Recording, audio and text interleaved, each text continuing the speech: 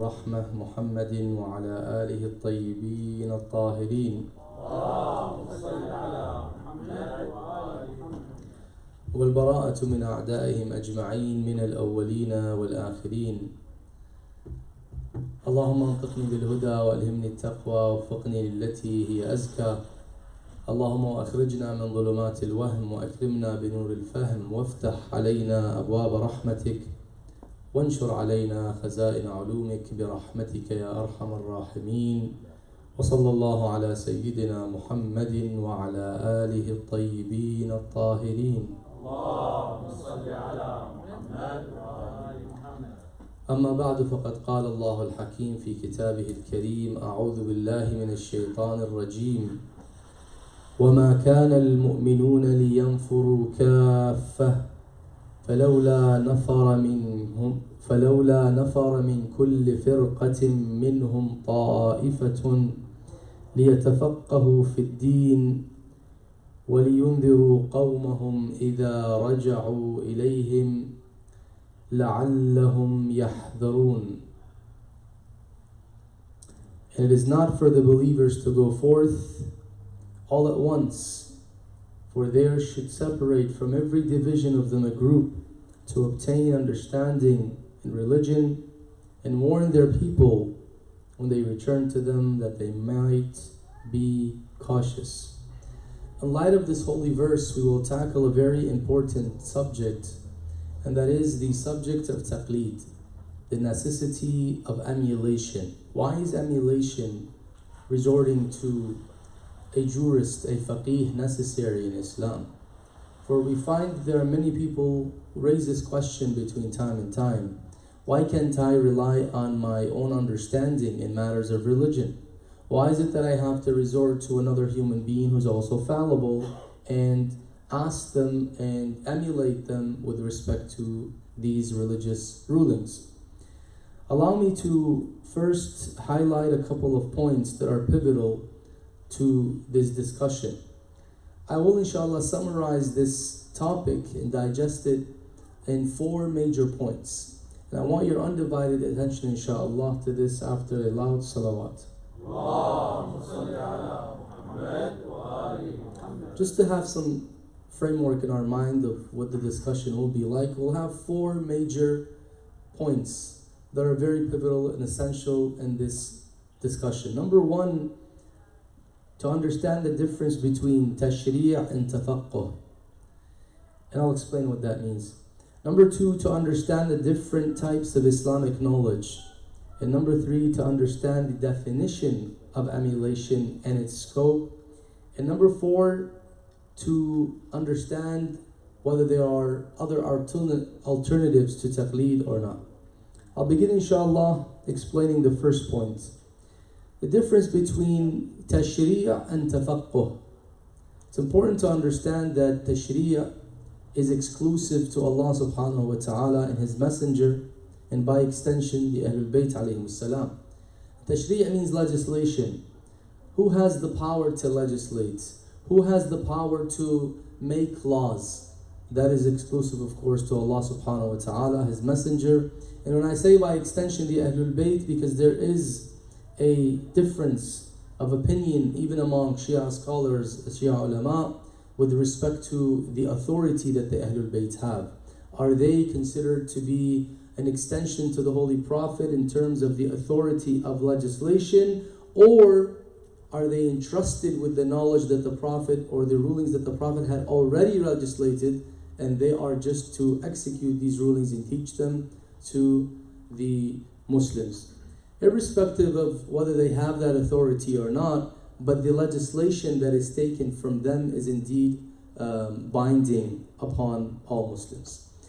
This is tashri'. Tafaqquh is different than tashri'. Tafaqquh is to seek understanding of religion, to learn and to find the laws of religion and the information that has to do with the religion of Islam. Let me give you an analogy just to differentiate between the two. If a person makes jewelry and they do a very good job in designing different types of jewelry, and they bring that jewelry and they hide it under the ground somewhere. They dig very deep and they keep that jewelry there. Then you have people who will come to try to find that jewelry. People who have expertise in digging, they have machines, and they're able to find where the jewelry is hidden. Now this is not just a normal person, this is a person who is an expert in detecting where jewelry is hidden. When they dig deep and they find that jewelry and they take it out, we call them finders. We don't call them the makers of that jewelry. The makers are the makers. Musharri' is the one who made the jewelry, who made the laws. Tafaqquh is to find these laws, to acquire these laws, to dig deep, to bring them, to detect them, to find their place, to locate them. And tafaqquh is of two types. We have the general tafaqquh and the specialized tafaqquh. الحاج أبو شعيب طلب مني طبعا أن أتحدث قليلا في اللغة العربية حتى فقط أبين بعض هذه المعاني إن شاء الله، فأنا بخدمتكم حجنا الغالي الله يحفظكم. الحديث طبعا عن الفرق، الآن حديثنا عن ضرورة التقليد فيه جملة من المباحث. أولا الفرق بين التشريع والتفقه، وحديثنا الآن فعلا في بيان الفرق بين هذين الأمرين. أن التشريع هو حق حصري لله تبارك وتعالى وللنبي وبالتبع الأئمة عليهم السلام على حسب الاختلاف في هذه المسألة، هل لهم ولاية التشريع أم هم فقط حفظ للتشريع ونقل للتشريع من هذه الناحية. والفرق الآخر بينه وبين ماذا؟ التفقه. التفقه هو محاولة معرفة هذه الأحكام واستخراج هذه الأحكام والوصول إليها. So when we say that there is general tafaqquh and specific or specialized tafaqquh, we mean that general tafaqquh is that which is available for all of us and incumbent upon all of us. We are all obligated to do what? To seek tafaqquh, to understand Islam, to understand the rulings of Islam. But specialized tafaqquh is when we specialize in certain disciplines and sciences and studies in order to have the capability of deriving the laws and the rulings and the things that are not at the surface level. They are not clear and available to the lay person. After clarifying this point, the second point, and this is also a very important point that we need to understand in order to understand the necessity of taqleed, is the different types of Islamic knowledge in terms of accessibility. In terms of accessibility, we have two types of knowledge. That which is accessible for all people, all Muslims, lay people are capable of finding that knowledge, and that which is not accessible to the lay people or to the lay person, but rather it is only accessible to the experts. And let me give you some of the examples here. As far as the knowledge that is accessible for all and for the lay people, that is the knowledge that does not require that special expertise. For example, our core beliefs. Our core beliefs, the knowledge of our usul, our core beliefs and fundamentals and or moral values, and some of the self-evident laws, this is something that is available for everyone. No Muslim, for example, needs to be a specialist and an expert in order to understand that there is only one God and that there's nothing like Allah subhanahu wa ta'ala, and that He had to send prophets, and that Allah subhanahu wa ta'ala will raise us on the day of judgment, and that Allah subhanahu wa ta'ala, for example, has promised us reward and promised those who are sinners and do not repent punishment, and so on and so forth. These things are clear. This type of knowledge is accessible. All you have to do is pick up a book about Aqidah, and you read that book, or you take a lecture and you listen to it, and you'll arrive at that conclusion without a problem, without having to be an expert. For example, knowing that Salah is obligatory upon the Muslims, knowing that Siyam is obligatory, these pieces of information are available and accessible to the layperson. They're not something that requires an expert. Whereas we have other information that is not at the surface level and is not accessible for all, such as, for example, the rulings of frequent traveling in Salah. Now, this is something that requires that digging deeper in the narrations of the Prophet and the Ahlul-Beyt alayhim salam. This is something that is not available to all people. Take the example of medicine. When somebody has a headache and they say, well, I know what to use for that. All I have to do is get an Advil or Aleve or aspirin or Mosque, whatever it may be, a painkiller basically, and that would help me.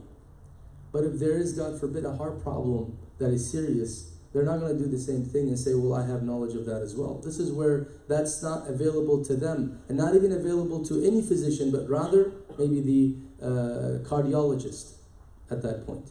So when we say that there are general knowledge that is accessible to all people, this is the knowledge that does not require the level of expertise that is required for the specialized knowledge, and that is the knowledge of istinbat, the knowledge of deducing laws from the Quran and from the ahadith of the Ahlul-Beyt alayhimus salam. Until this point, someone might say, this is an exaggeration. What makes istinbat so difficult? Isn't it that you open the books of hadith and if you don't understand Arabic, you can go and get the translation or get it translated, and then you just take the laws from there. Simple as that. Why do you make it so difficult that somebody has to go to the seminary for 70 years and then you have to go through all these studies to become a jurist, and then people would resort to them? Why can't just everyone use their mind, use their common sense, open these books, open the Holy Quran, and just arrive at the conclusion without all that difficulty and hassle of finding the most learned jurist? The answer to that is a quick tour to the process of ijtihad. So let me just go on a very quick tour. And when I mean quick tour, I really mean a quick tour. It's not the actual process. This is just like telling someone, I will give you the ABCs of the English language. That's what I will say. When a jurist wants to derive a ruling, and here we have the Quran and we have the Sunnah, which is the honorable ahadith of the Holy Prophet, the Ahlul-Beyt alayhi salam. Now when he comes to the Holy Quran, we know the Quran is authentic. We have no doubt that the Quran is the word of Allah subhanahu wa ta'ala. But there are specific discussions as to how we understand the Quran. And I will leave that to the side, because most of our ahkam come from where? From the Sunnah. We only have less than 500-600 verses in the Quran that tackle Islamic rulings. Most of our Islamic rulings are tackled where? In the honorable Sunnah, in the Hadith. So when we come to the Ahadith, we find that majority of the laws, the majority of the specific rulings are in the major 4 books of Hadith. Al-Kafi, Al-Istibsar, Man La Yahduruhu Al-Faqih, wa Al-Tahrib. Now, let's look at the process again briefly and quickly. Number 1, the first thing the jurist has to do is identify the accurate manuscript of the book. Oftentimes we think, okay, this is Al-Kafi, this is Man La Yahduruhu Al-Faqih. The faqih doesn't go to that version or that print that is available online or that is available in print. He has to go to the original manuscript, because there are different manuscripts that may differ in terms of the wording. Sometimes a word could have multiple meanings based on how it is written. He can't base it off of what the person who has printed this book and suggested that this is the actual word. He can't rely on that. He has to go to the manuscript. And going to manuscript in and of itself requires a level of expertise and manuscripts and how they work, and how to compare different manuscripts, and how to give preference to manuscript 1 over manuscript 2. Number 2, they have to gather all the narrations that address that same topic. They can't just rely on one narration. They have to gather all of them, and sometimes they see what is called apparent contradiction. It's not really contradiction, it's just apparent, meaning there are conflicting narrations. One says do, one says don't. So how do they reconcile between them? That in and of itself requires a specific level of knowledge and specific level of authenticity. Meaning, any narration that comes, they have to look at the chain of narrators to ascertain that these narrators are actually authentic and that they have been reliable by the ulama who lived during the time of the Ahlul-Beyt alayhi salam. In other words, we can trust that they are transmitting to us correct ahadith and they are not fabricating them. And that in and of itself is a separate process. Because when you come to men or women, basically we call them rijal al-hadith, or let's call them the transmitters of hadith, those who transmit hadith. Most of them, of course, are men. We do have a few women that transmit hadith. And when you come to these muhaddithin or these transmitters of hadith, you have to know that they are trustworthy, because whenever you say, Allah says that this is the ruling in Islam, the Prophet says that this is the ruling in Islam, you're attributing a ruling to Allah, to His Messenger, to the Imams by relying on someone who is not trustworthy. And that is absolutely haram in Islam. We can't rely on someone who's not trustworthy in such matters. Therefore, we have to ascertain their trustworthiness and their authenticity. How do we do that? We have to go to those who are experts in authenticating men. And we have a couple of them, such as Al-Najashi, Al-Tusi, Al-Ghadairi, and so on and so forth. And these people lived during the time of Al-Ghayba Al-Sughra. Now, how do these people authenticate? They would have principles that they rely on. The faqih has to establish whether these principles are valid or not before he can rely on their authentication. And this is in and of itself another process.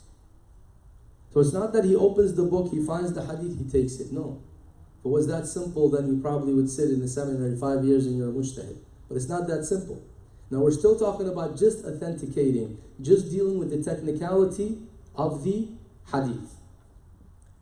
When they establish the principles, now they have to deal with whether this person who is in the chain of ahadith is a 12er or not.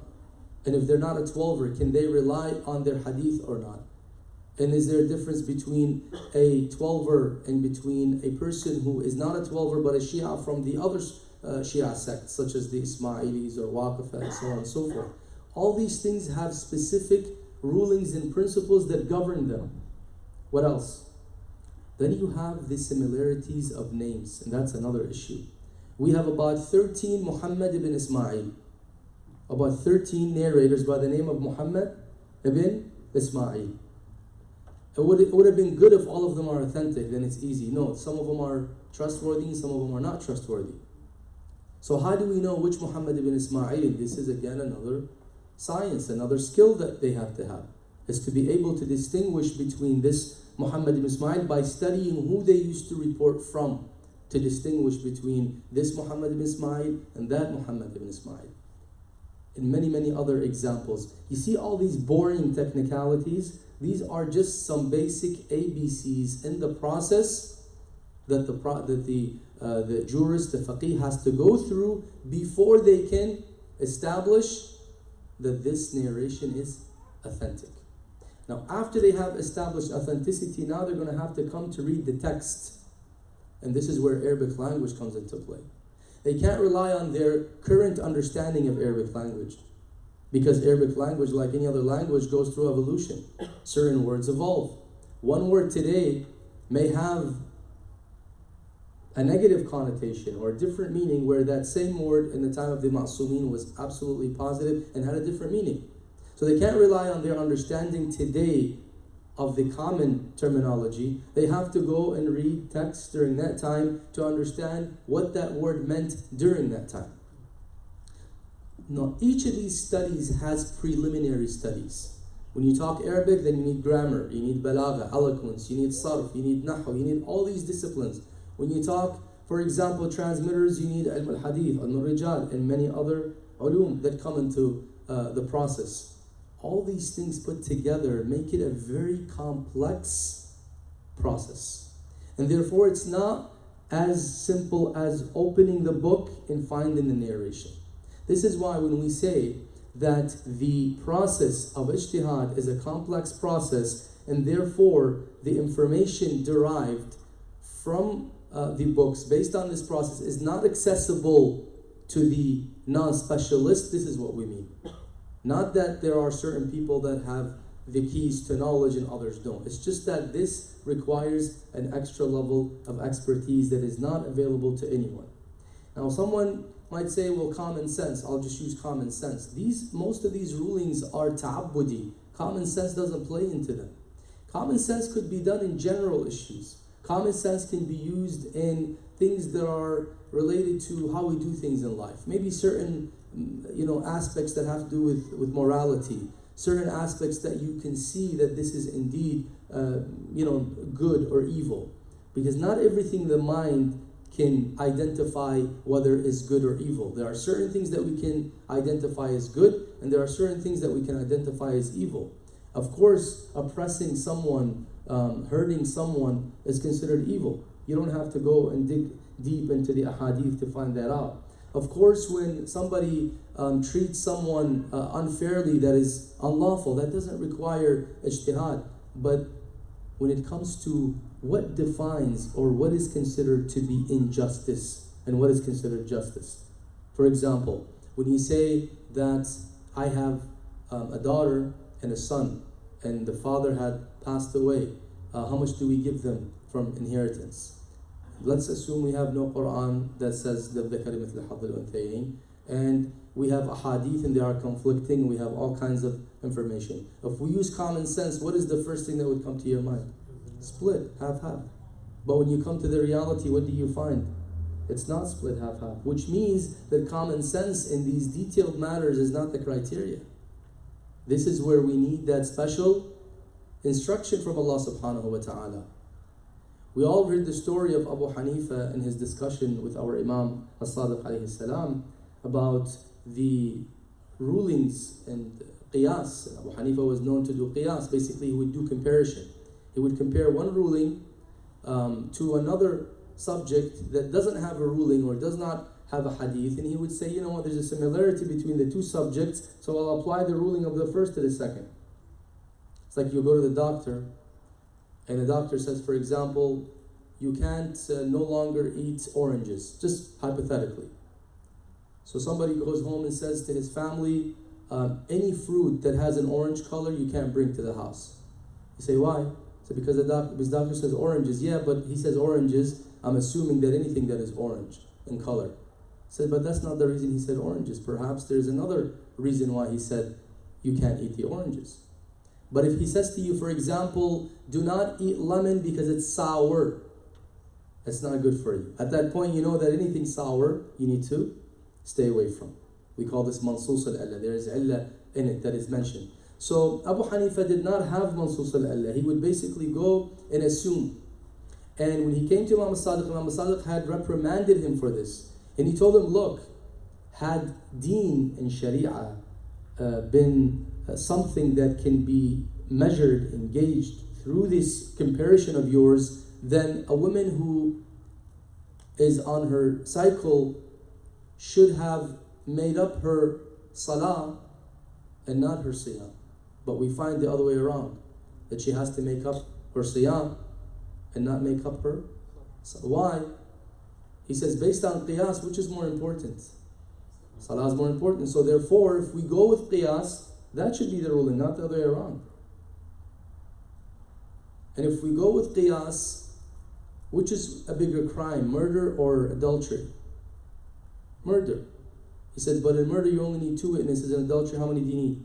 4. So he said, if we go with qiyas, it would be the other way around. So these rulings cannot be measured and compared through the common sense or the mind, because they are detailed rulings that are based on specific masalih and mafasid that only Allah subhanahu wa ta'ala knows, and those who He has entrusted that knowledge to. So establishing the principles of ijtihad, the principles of authentication, understanding the text, the ahadith, all this together makes the process a very difficult process, and therefore it would not be available to all people. It would not be something that I can say, you know what, I can easily go and deduce these laws. باختصار شديد عملية الاستنباط واستخراج الحكم الشرعي من الأحاديث من الروايات ومن القرآن الكريم عملية في غاية التعقيد من حيث الأدوات، من حيث المقدمات، من حيث اللغة، من حيث توثيق الرجال وتوثيق الأحاديث. وهذه العملية التي يكتنفها الكثير من الغموض والتعقيد، والتي تستلزم المقدمات التي لا يمكن أن تطوى إلا بعقود من الزمن حتى يصل إلى نتيجة الفقيه ويصل إلى مستوى بحيث يستطيع أن يتعامل بدقة وحذر شديد مع هذه الروايات. So now, when we come to the fourth discussion, and this is basically the third point of this discussion, and that is the definition of taqlid. All this so far we've said the following. We said that the pieces or the knowledge in Islam could be divided into 2 types. That which is accessible to Everyone, and that which is accessible to specific people, the experts. Why do we have experts in Islam? Because the argument I hear from some people is that religion doesn't require expertise. Religion is a relationship between you and Allah. Now that sounds nice, that sounds good, but we're not talking about religion as a whole. Ahkam are about 10% of the religion. That 90% akhlaq, that 90% that has to do with aqidah, with history, that is yours, that is accessible. You go and you read and you conclude. But that 10% that requires special expertise, that is not available to us. So we can't come and say, you know what, religion is between you and Allah, nobody should be between you and Allah, you don't need an expert, you make that call. Okay, so you woke up 3 minutes before sunrise and you have to do Salatul Fajr. What do you do? What else do you do? Do you do wudu? Do you do tayammum? Do you just go back to sleep? What do you do? Based on common sense, you go back to sleep. 2 minutes is not enough to do anything. Just go back to sleep and do it later. But also, some people with their common sense say, just pray like that without wudu or ghusl or anything. Without wudu or tayammum. Others might say, just do wudu and pray and that's it. Based on this, everyone has their own opinion and we don't know where's the ruling of Allah subhanahu wa ta'ala. But when you come to the ahadith and the riwayat and you follow the process, you conclude that when there is not enough time to perform wudu, you have to perform tayammum and pray immediately. So this is not something that can be guessed and can be assumed. So what's the definition of taqleed? Taqleed can be defined in a very, very brief way. And this definition, by the way, has triggered some people when they hear it. It is to obtain the ruling from a jurist without asking for evidence.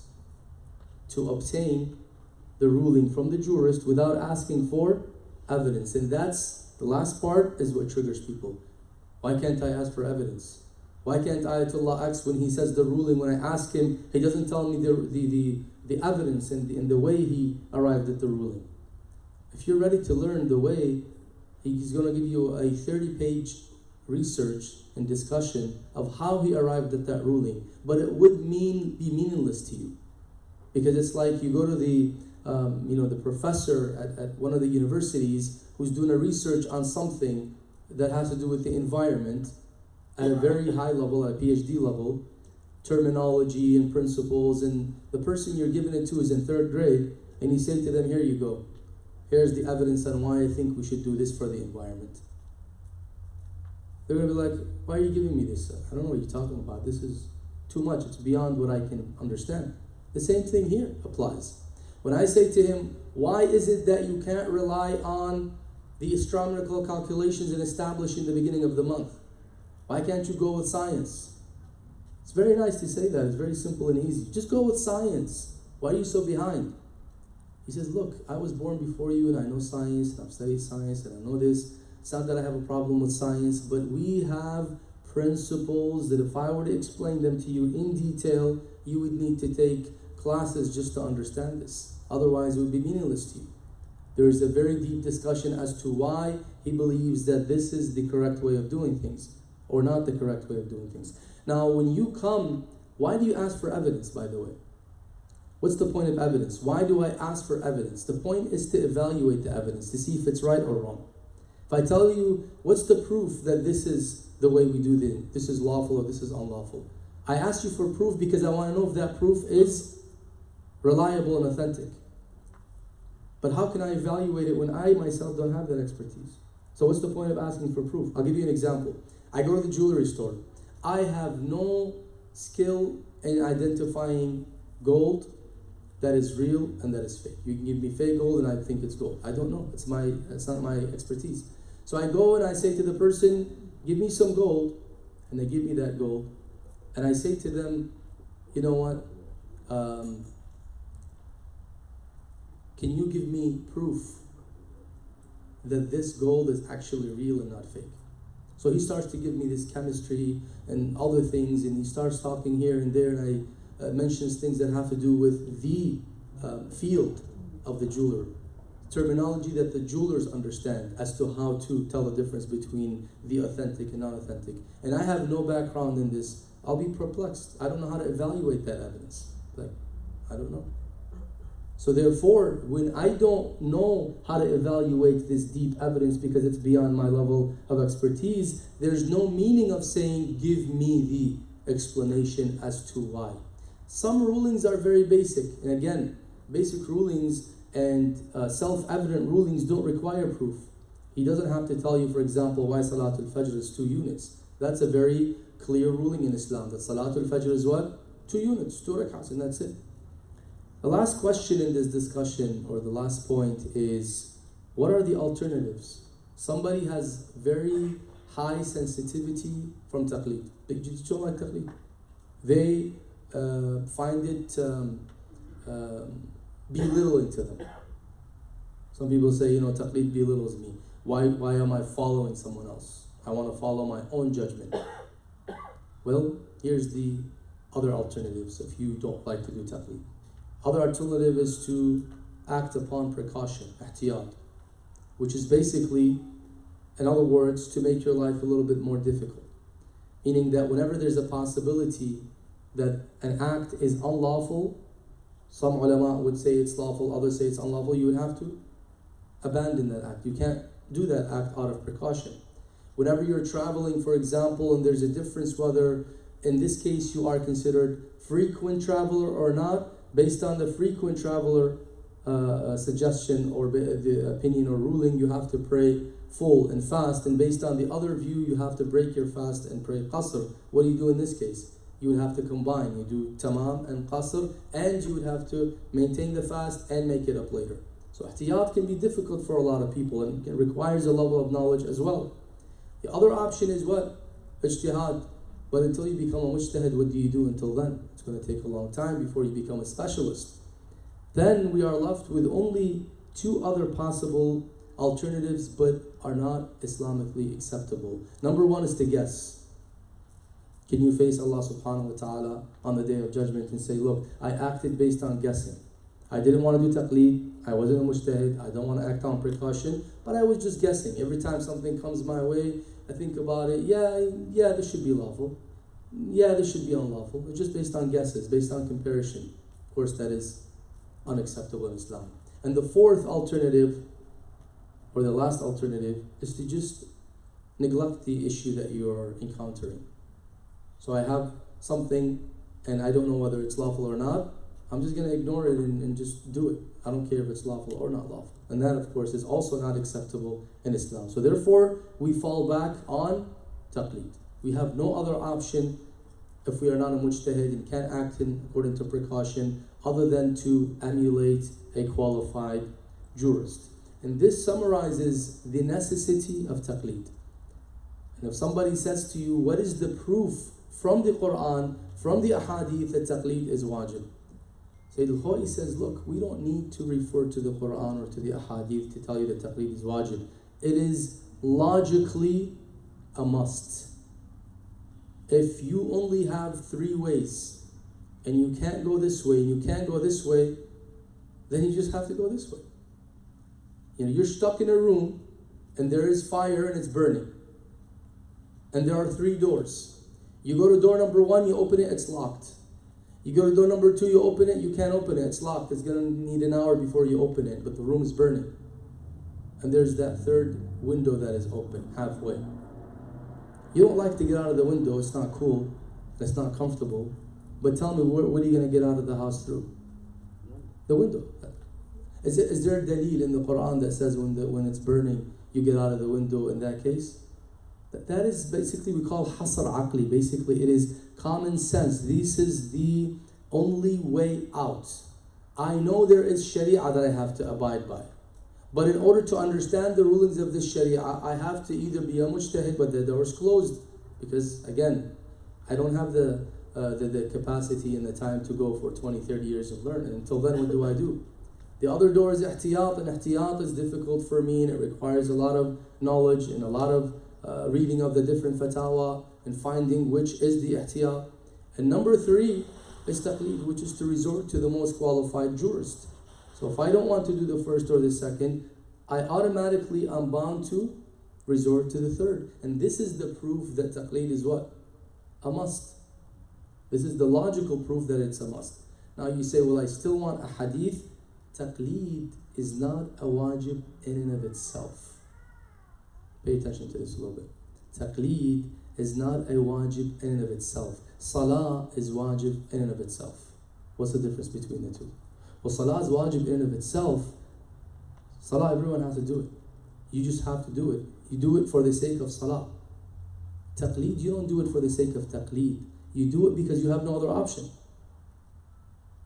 So if you're a mujtahid, you don't do taqleed. Are you sinning? No, you're a mujtahid. You don't need to do taqleed anymore.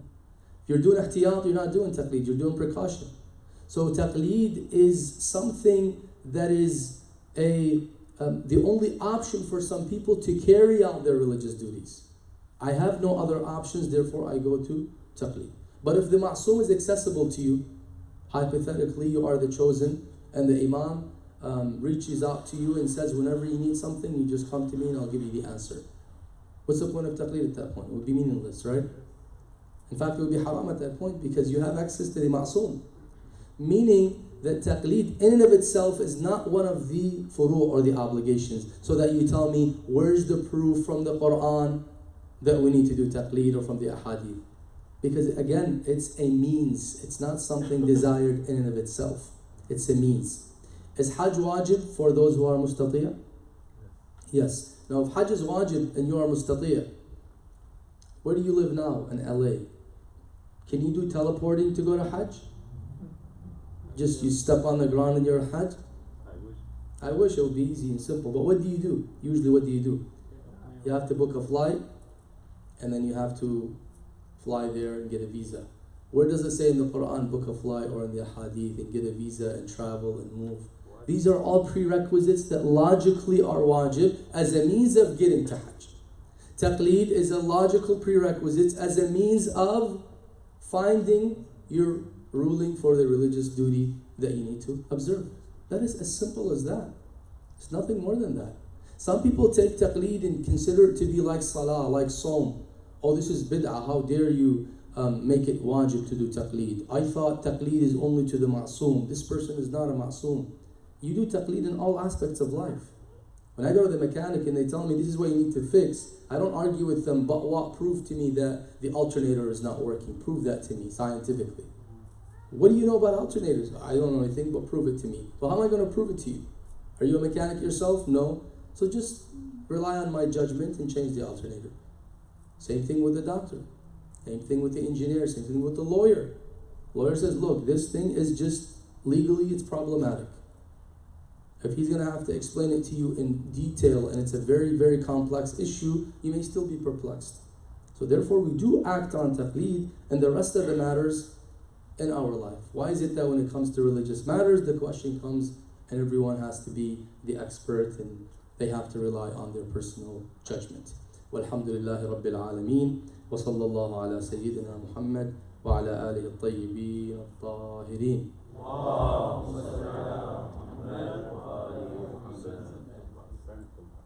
Assalamu alaikum jami'an. Questions and answers.